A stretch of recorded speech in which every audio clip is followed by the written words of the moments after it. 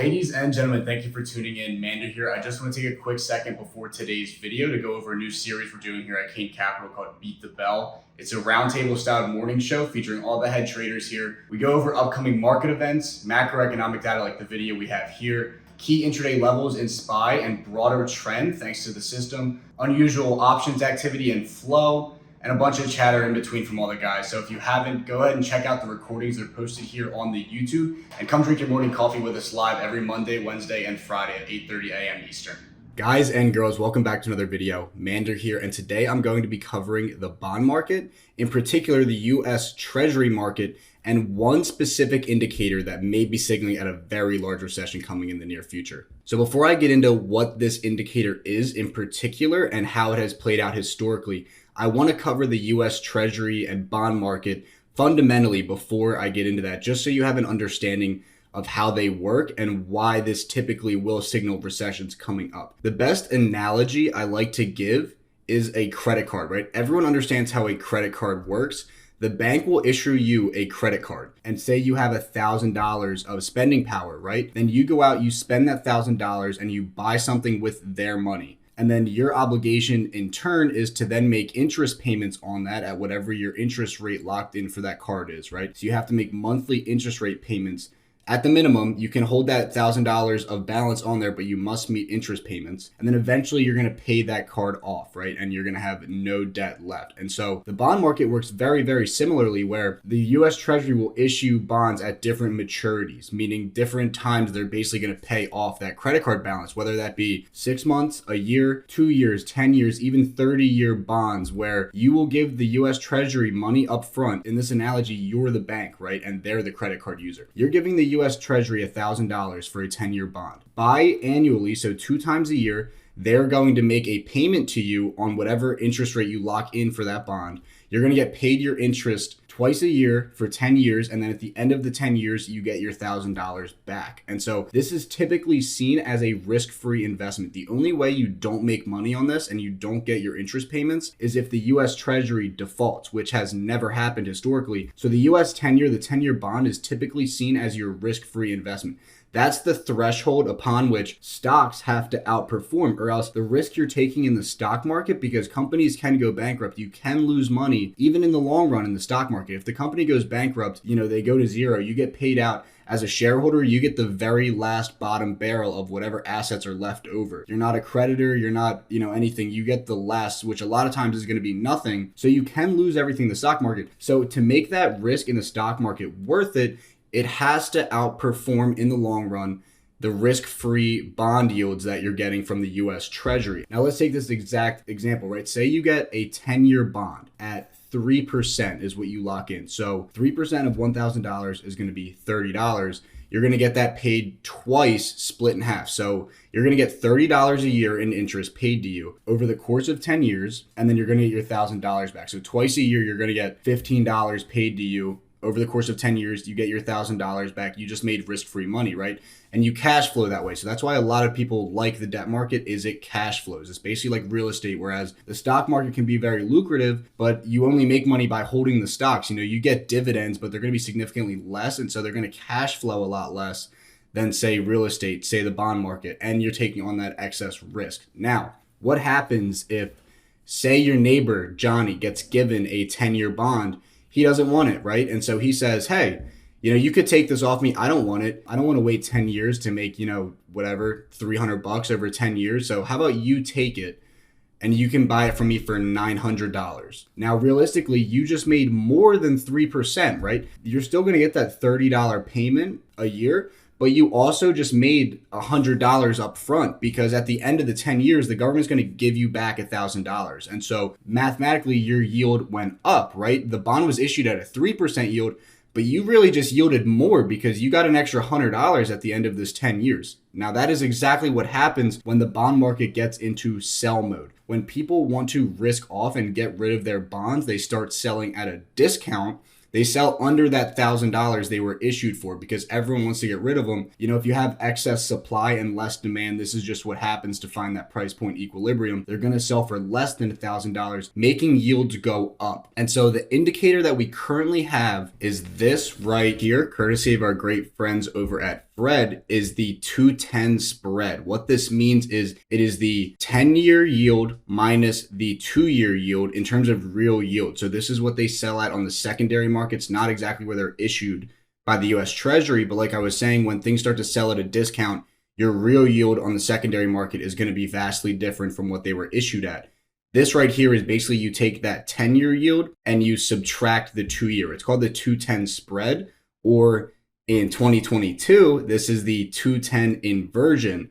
Now, why is that? How could a bond or a note issued for 2 years yield you more than having your money tied up for 10 years? It's simply because as we look into the foreseeable future, right, and all of the comments that Jerome Powell and the Fed have made all year have really given a lot of uncertainty into the near-term future of the US economy. And so when you look at over the course of the next decade, say, right now we have this really, really bad inflation, price stability because of supply shocks.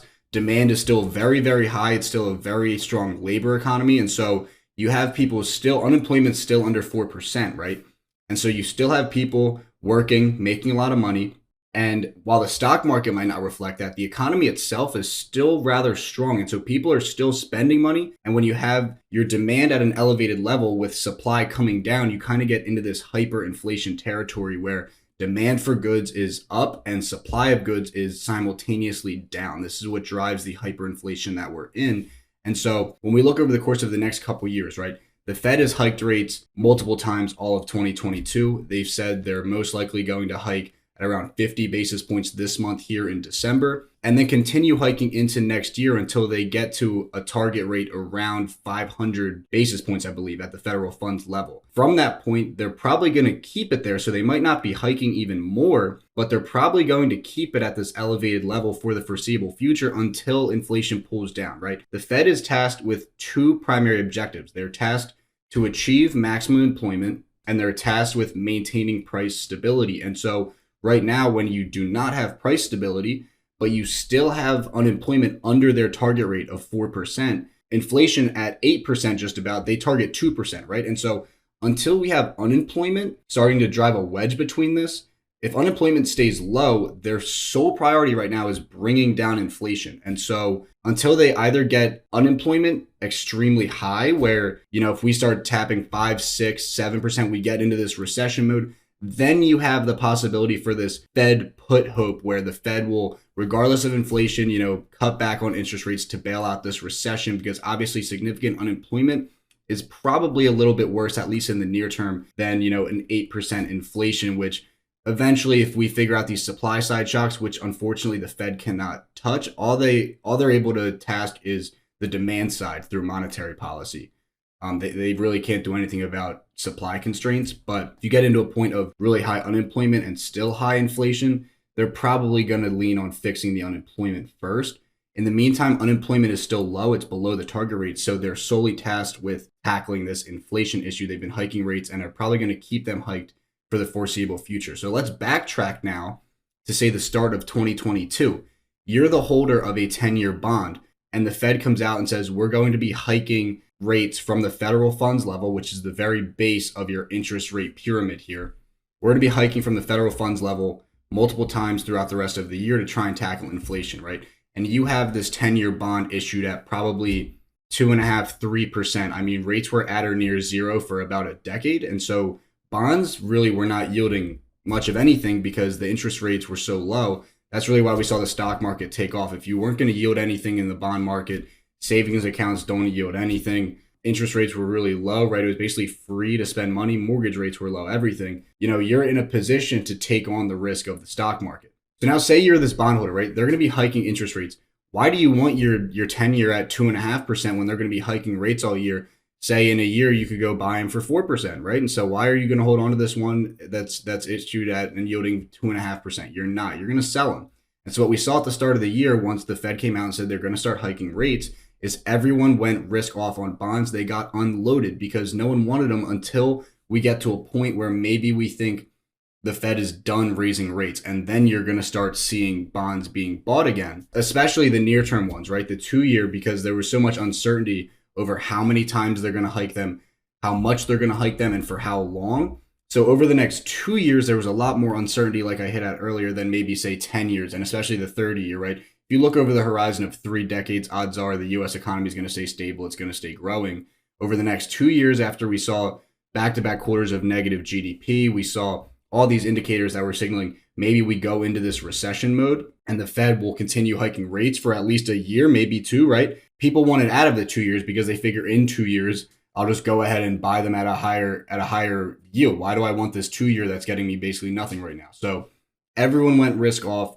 Bond yields squeezed through the roof. The 4 year actually, or the 10 year actually got up to like 4.35%, I believe, 4.3%. And so the difference that you're having here and why this is inverted is, as I mentioned, no one wants near-term bonds. So eventually there are still some buyers, right, that are saying in 10 years, I'm going to take a bet that, rates are not going to be where they're at now in 10 years. Maybe the top is in. They're going to stay hiked for however long, and then the Fed's going to have to bail out the economy, lower rates back to at or near zero. I want to take my stab and get some risk-free 4% while I can, right? So there's still buyers in the 10 year, not as much. A lot were sold, but there are still some. Now, when you look at the 2 year, there's basically none. And so when these get selling at such a significant discount, the 2 year right now is yielding more than the 10%. In 8 less years, you could hypothetically yield more because of the risk you're taking and because of the fact that the top might not be in on rate hikes. You're going to yield more in 2 years than 10 years. So that is where this inversion is. If you take the 10 year minus the 2 year and the 2 is higher than the 10, you're going to be at a negative level. So now let's look at this chart right here. This is where we're currently at, which is the deepest inversion we've seen in 40 years. And as you look back across this time frame, you can see basically every time the 2-10 spread here inverted and went negative, where the 2 year was yielding more than the 10, a recession has followed. And so typically what we see is this has about a 1 year front run where this will invert about a year before the full recession hits. And the recession typically hits as we get back into the upslope here. As you look here, it is currently at around a negative 75 basis point inversion, which we haven't seen since 1981. And as you look back over the course of time, every single time bottom is in, this starts curling back up, maybe even gets positive again. Eventually recession has followed. And so, I'm going to put my money on the 100% hit rate here, where next year, this is signaling a very significant recession in the US economy. Now, am I saying the US economy is going to catch on fire and burn down? We're going to have this 20-year demise? Of course not, but it is very worrisome seeing that, especially after the recession that followed in 1981, 1982, 1983, after we hit the levels that we're currently at. Of course, the stock market is forward looking, and so a lot of this is already priced in, right? We're up about 500 points off of year-to-date lows, about 15% down from all-time highs, and so a lot of this really got priced in. But you're going to see these bond yields basically inverse the stock market because, of course, as yields go up, it puts more pressure on equities.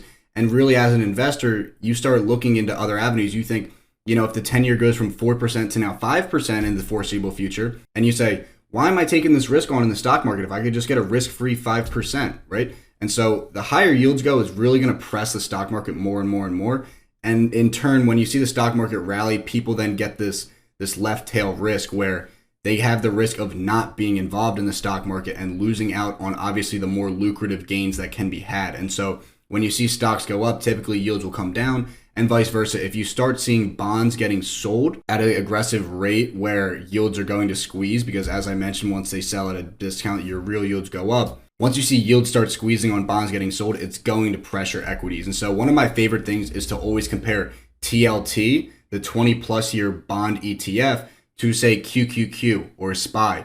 Typically, the bond market is seen as the smarter money of the two. There's less retail investors involved in the bond market. You have international investors, you have big mutual funds, you have hedge funds, you have, major players in the bond market, whereas, stock market has Joe Schmo with his 401k, right? People are always trying to time bottom in the stock market. You're always going to have people buying. And so you see kind of not true rallies in the stock market. But if you compare the move of, say, these ETFs in the stock market, your major players, the S&P 500, the NASDAQ, to, say, TLT, this 20-year bond index, you'll typically be able to see correlated moves and sometimes be able to jump ahead of moves in the stock market that aren't getting priced in yet. And so always keep a lookout between the two here, or three if you want to compare all three.